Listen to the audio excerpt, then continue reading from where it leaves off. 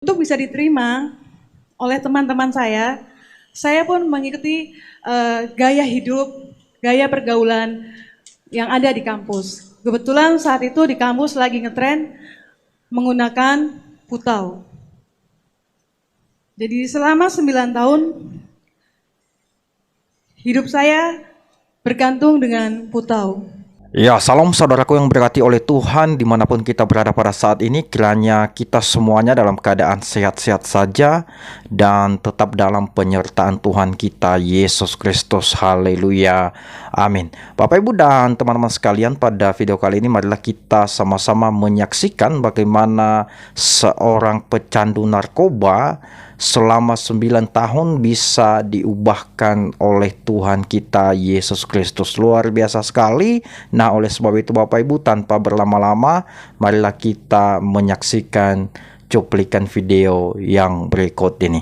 Orang daerah Jawa Tengah di Tegal yang bahasanya itu ngapak-ngapak. Sementara saya kuliah di STI Perbanas yang kebanyakan di situ adalah anak-anak pejabat, anak-anak konglo yang bahasanya bahasa gaul, lo, gue, dan lain-lainnya. Sekarang istilahnya adalah bully. Kalau dulu nggak ada, jadi setiap hari saya dibully. Untuk bisa diterima oleh teman-teman saya pun mengikuti gaya hidup, gaya pergaulan yang ada di kampus. Kebetulan saat itu di kampus lagi ngetren menggunakan putau. Jadi selama 9 tahun hidup saya bergantung dengan putau. Selama hidup dengan putau, hidup manusia, nyawa manusia menjadi tidak ada artinya. Overdosis, mati di pinggir kali. Overdosis, mati di kos-kosan, mati di rumahnya, pun hanya bilang, Silvi lewat. Agus Ode, nggak ada rasa duka ketika menyampaikan itu. Berganti-ganti jarum suntik, saya pun lakukan. Tertular virus HIV. Di lingkungan saya, virus HIV biasa aja, bukan hal yang mengerikan. Puji Tuhan Pak, sampai hari ini saya pun sehat. Saya tidak OD, saya sehat, sampai hari ini saya hidup. Dilindungi Tuhan. Ayo kita tepuk tangan terlebih dahulu. Kalau istilah OD itu apa jemaat tahu ya? OD itu apa ya, tahu ya? Yang tahu angkat tangan. Oh tahu ya, iya ya.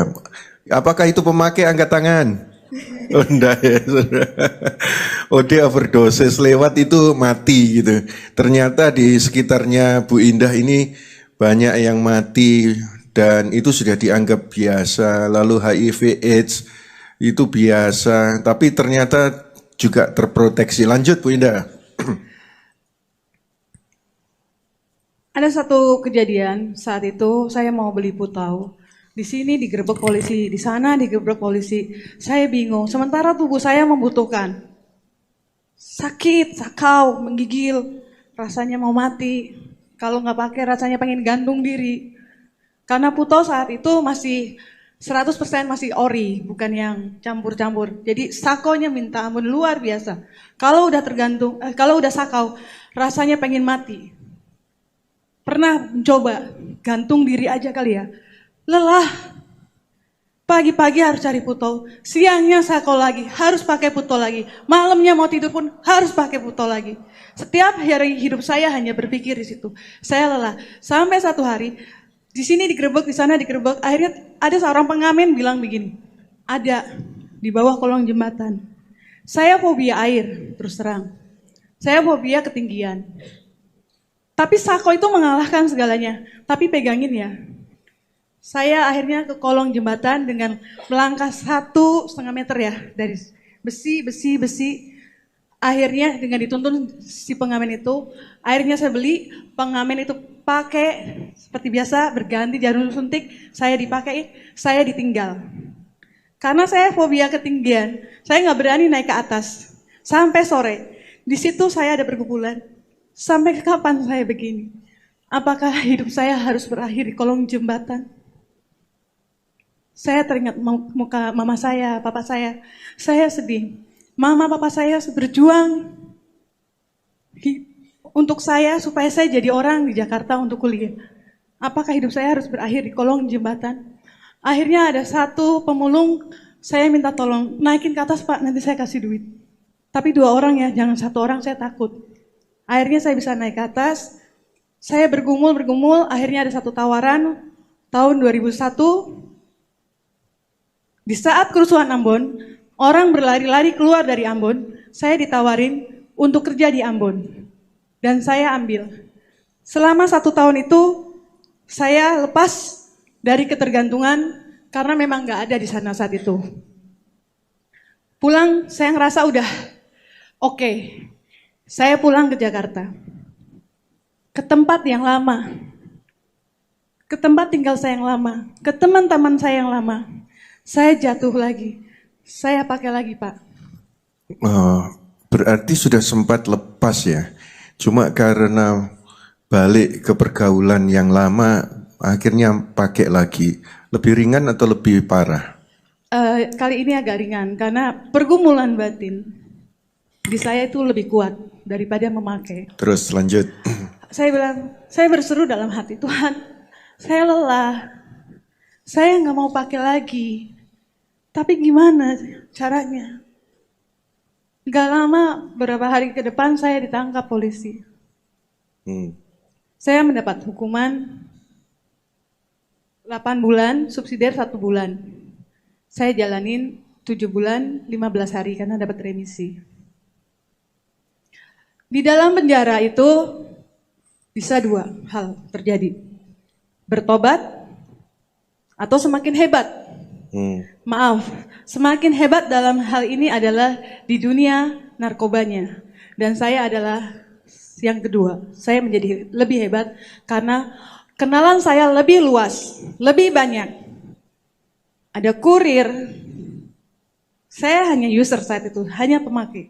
Ada kurir, ada bandar. Dan di dalam penjara itu ada satu perempuan yang minta tolong.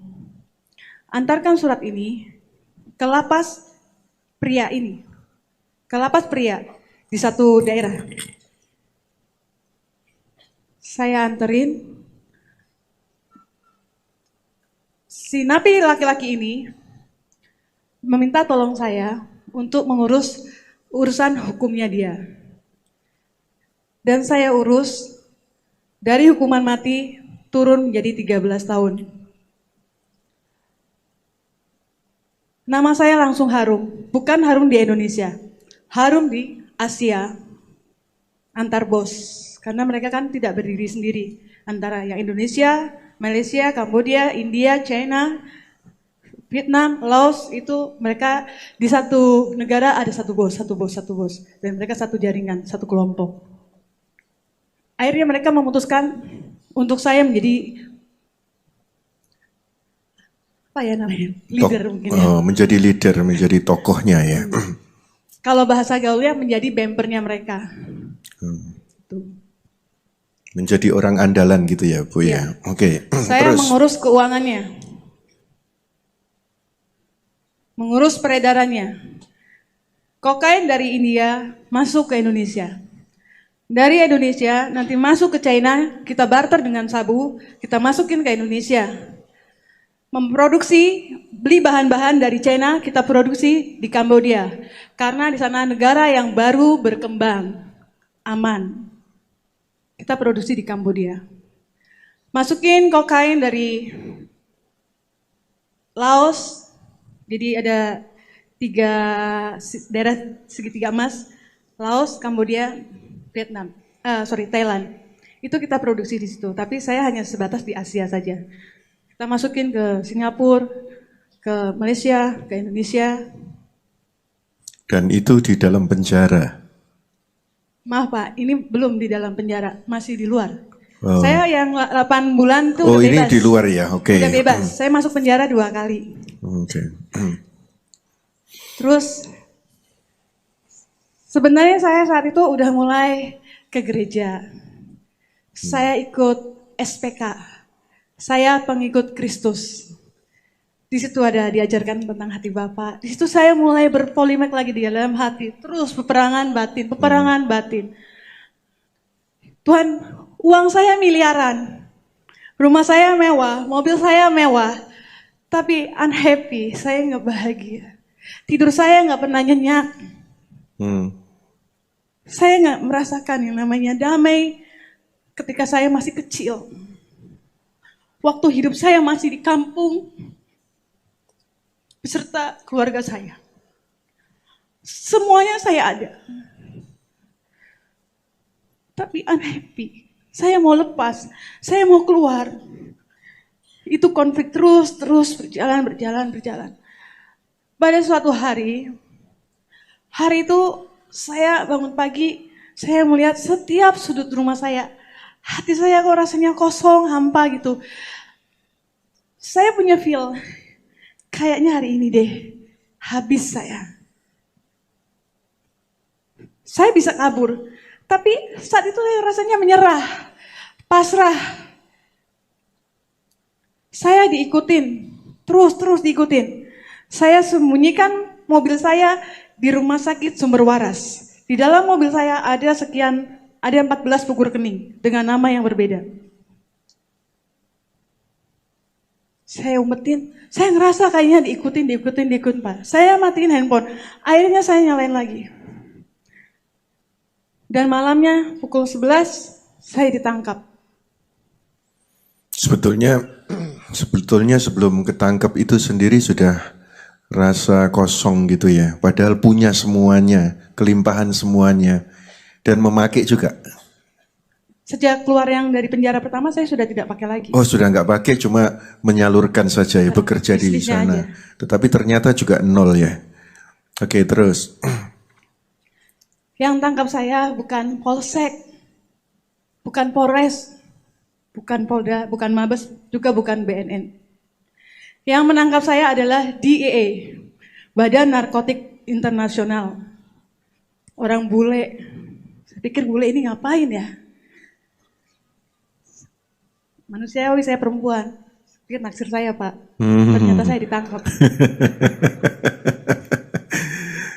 Karena cara menangkap mereka kan beda sama polisi sini kan. Gitu. Kalau dia kan enggak, hai. Dia kan ikut saya. Kita bicara. Kan jadi saya sempat GR juga. Nah, dia itu kan nggak bisa berdiri sendiri karena dia kan internasional, dia harus gandeng yang ada kepolisian di Indonesia. Dibentuklah, karena laporannya sudah ada, dibentuklah Satgas Narkoba saat itu. Yang menangkap saya adalah Densus 88, gabungan, Mabes Polri, BNN, Polda Metro. Bisa dibayangkan Densus 88 kalau menangkap teroris bagaimana? 6 orang ditembak mati di depan saya. Jadi mereka ditangkap belum ditembak, mereka ditembak mati di depan saya. Setiap hari satu orang.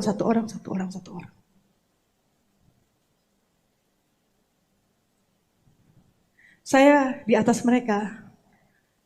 Harusnya saya pun menjadi yang ketujuh mungkin. Akhirnya setelah 2 bulan ditempatkan di suatu apartemen, akhirnya saya dikembalikan ke dalam sel, masuk ke sel, bukan dikembalikan ya, masuk ke dalam sel yang pertama kali sejak 2 bulan ditangkap, saya baru dimasukkan ke dalam sel, melewati proses-proses. Saya ini tidak berdiri sendiri, saya ini sindikat. Jaringan lain merasa ngiri karena bos saya tidak tertangkap. Jaringan yang lain akhirnya buka suara. Ini arahnya ke sini. Karena saya nggak buka mulut, secara fisik mereka nggak bisa memukul saya. Tapi secara psikologi saya ditekan. Saya dimasukkan ke dalam satu ruangan gelap, hanya dikasih titik merah. Kamu tahu nggak itu titik merah apa? Nggak tahu. Itu senjata laser. Oh, kok doang? Itu gimana Pak? Saya bilang. Maksudnya supaya saya down, itu senjata, biar saya ngomong.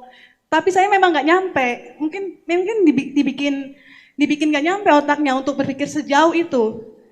Bukan dibuat-buat. Oh, setiap malam. Akhirnya saya dimasukkan ke dalam lapas. Di dalam lapas tidak berhenti di situ.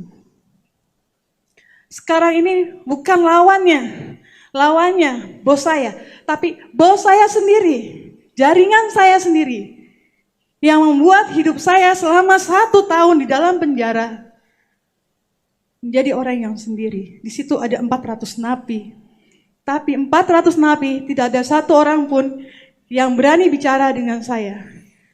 Jika ada yang berani bicara dengan saya, ditarik Pak ke belakang. Ditarik itu dimaksudkan apa? Tarik. Jadi kan ada geng-gengan di sana ya. Iya. Ada jenderalnya lah, ada inilah kalau di dalam. Napi juga, bukan petugas, napi juga. Jadi kalau ada satu orang tuh ngajak ngomong saya, dia ngomong sama saya itu ditarik ke belakang, digebukin. Dikeroyok. Jadi dimaksudkan supaya sendirian, sepi, nggak ada komunikasi gitu ya, diisolasir gitu ya. 1 tahun. Dicuekin sama keluarga aja sehari rasanya gimana? Di penjara, tertutup tembok, kita nggak bisa lari.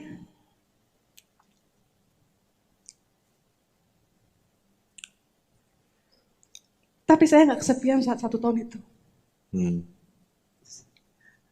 Saat itu, saya benar-benar mengandalkan Tuhan untuk segala sesuatunya bisa melewati semua itu. Melewati proses kesendirian saya. Saat saya disiksa, saya lagi tidur di dalam sel. Petugas penjagaan gak mampu ketika seorang jenderal ini bilang, jenderal apa sih ya, buka pintu. Dibuka pintu saya, ditarik saya dari tempat tidur, dikeluarin, seret, diinjek-injek. Kan gak bisa ngelawan, karena dalam posisi tidur diseret. Dan bukan satu orang. Ya saya pasrah aja.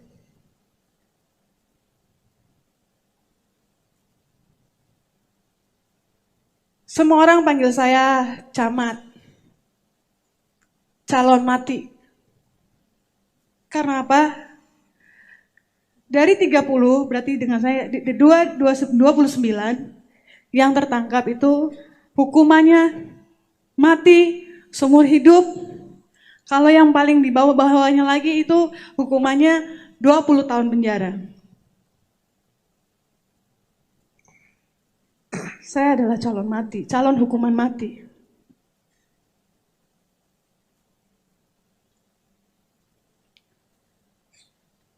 Setiap hari, selain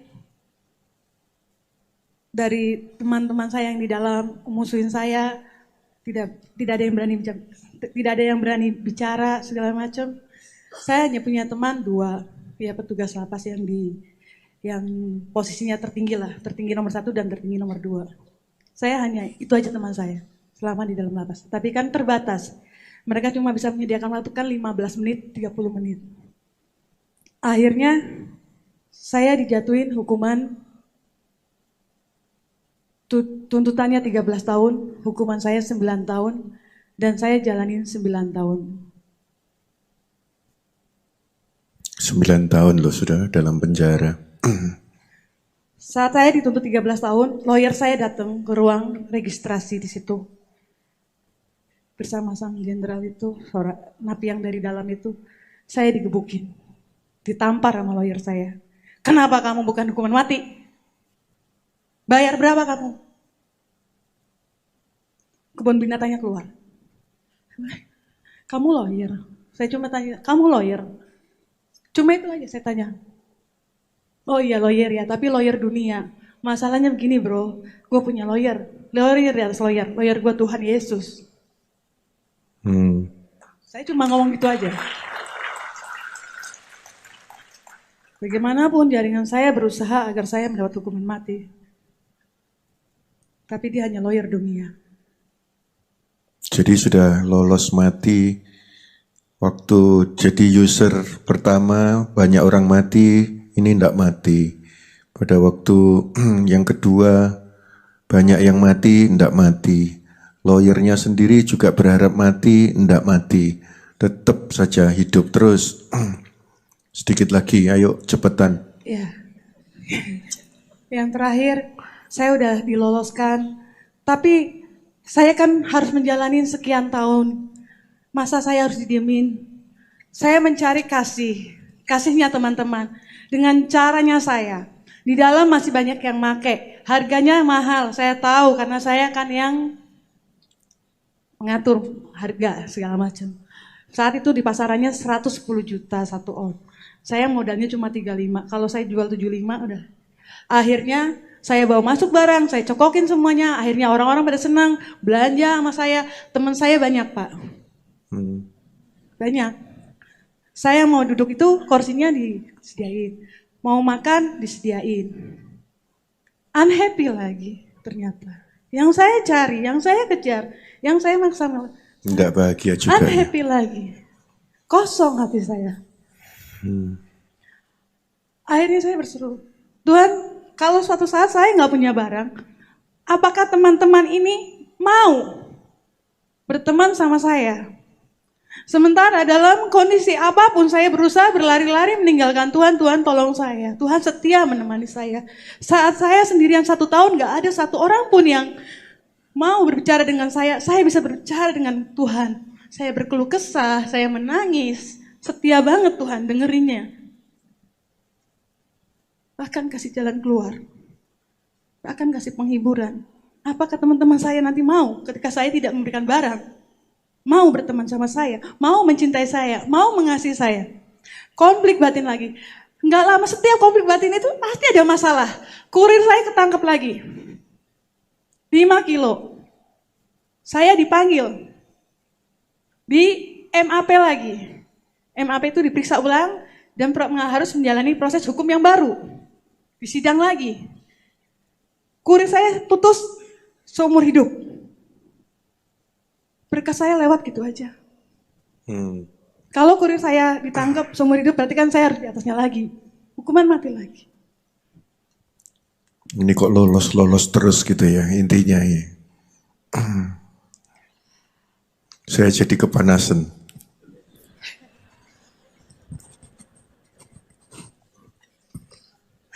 Terus. Ya, 2 tahun sebelum saya pulang ke dalam penjara, saya benar-benar bertobat. Saya tahu Tuhan tinggal di dalam diri saya. Ibarat saya punya kulkas, kalau nggak saya colokin.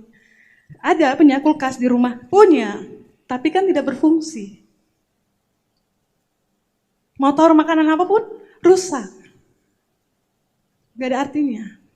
Saya tahu Tuhan tinggal di dalam saya. Dan saya benar-benar, Tuhan, aku mau terus berjalan bersama Engkau di sisa umur hidupku. Emang ini berat, tapi mulai hari ini, bukan besok, hari ini saya tinggalkan semua. Rekening saya tutup. SIM card saya patah-patahkan. M-banking saya patah-patahkan. Namanya tadi kan saya tanya, namanya siapa? Indah. Nama dulu waktu di penjara siapa? Oh banyak Pak, nama saya 14. Udah akhirnya dibuang semua. Terus? Semua, saya hidup makan nasi cadong. Kalau pengen cabai saya metik di kebun. Saya mau bantuin di dapur, masak, kan nanti juga dapat makanan Pak. Bahkan kalau yang rohani muslim, bikin kegiatan ISQ, saya paling kepo, dekor ini segala macam. Saya menikmati semuanya. Untuk kegiatan rohani, Buddhis, juga saya paling kepo. Pokoknya ada kegiatan seminar apa nanti antar lapas, saya paling kepo, repot. Naik-naik, dekor ini itu, sampai glopot. Yang tadinya wangi, bersih, cantik. Saya mau, ternyata saya baru mengerti, ternyata 2 tahun itu saya lagi dibekelin untuk hidup saya setelah keluar ini. Oke, lanjut. Pulang dari lapas. Jadi punya hati melayani, diajari punya hati serve ya, melayani ya.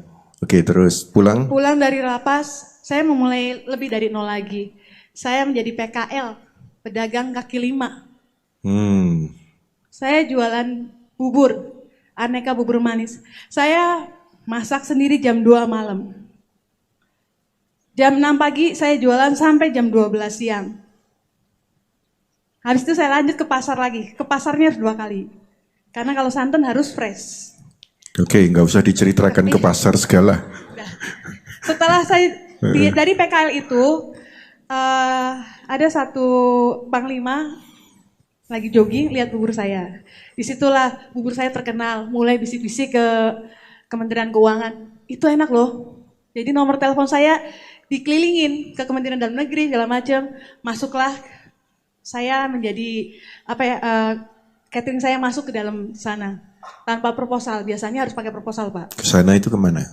Kementerian. Ke kementerian. Kementerian Ya. Keuangan, Kementerian Dalam Negeri, Mabesat, Markas Besar Angkatan Darat, Kementerian Sosial. Biasanya kan harus pakai tender, pakai proposal. Itu enggak. Itu juga Tuhan lagi ya. Thanks God. Yahweh yang hebat. Yahweh yang besar. Yahweh yang memberkati itu, betul itu. Bubur saja. Tidak. Oh, Tuhan kan nggak mungkin ngasih saya cuma segitu doang. oke. Ya kan ya apa?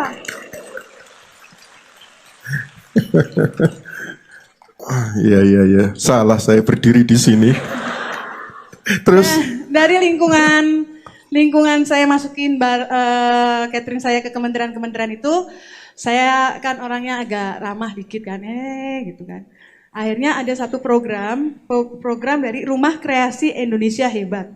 Di situ adalah program di mana programnya Pak Jokowi antara petani ke pembeli itu di tengah-tengahnya ada tengkulak. Nah, gimana kita memutuskan mata rantai ini? Wes, saya ini kan mata rantai narkoba dulu kan. Ini mah kecil lah. Kalau cuma tengkulak. Akhirnya saya bikin bazar di kementerian-kementerian. Tempatnya free. Petani saya datangkan, saya kasih biaya yes, juga. intinya akhirnya berhasil ya. Akhirnya berhasil, di situ selesai. Enggak, lagi aja. Akhirnya saya clash karena saya terlalu idealis. Akhirnya saya bisa, saya membuka usaha sendiri, event organis atas nama Indah Bazar. Saya ini komputer nggak bisa Pak, spasi nyalain, mindahin spasi pun saya nggak bisa. Tapi saya bisa mengerjakan event Kementerian Keuangan, Hari Uang Nasional, Hari Uang se-Indonesia, saya yang ngerjain. Itu yang datang itu seluruh dari divisi Kementerian Keuangan yang ada di Indonesia itu yang datang. Kalau bukan Tuhan, kalau bukan Yahweh siapa Pak? Terus launching dari Imani. Jadi penggunaan Imani itu kan udah nggak boleh lagi. Penggunaan tunai udah mau dihilangkan dengan program launching Imani. Itu pun saya yang mengerjakan.